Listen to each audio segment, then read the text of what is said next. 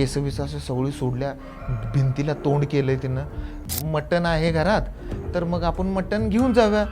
म्हणजे असा काय अनुभव आम्हाला नव्हता की मटणात काहीतरी असं काहीतरी घालून आणायचं असतंय किंवा ते फक्त तसंच आणायचं नसतंय किंवा ते गावाच्या वेशीच्या बाहेर ते मटण तसं घेऊन जाता येत नाही. कोळसा किंवा कांदा घेऊन जावं लागतं किंवा असं त्याच्यात घालावं लागतोय. म्हणून मी काय केलं, वरती बघितलं आमच्या घड्याळाकडं, तर आमचं घड्याळ उलटं फिरत होतं. अरे बापरे.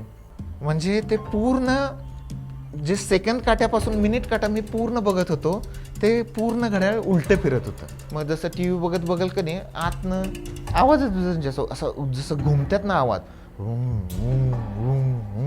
असा हुंकारा, म्हणजे असं काहीतरी असा त्रास झाला का तर आवाज यायला लागला.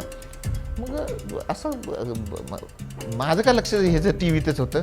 मग आवाज यायला लागला. मग फादरांनी काय म्हणले, उठले.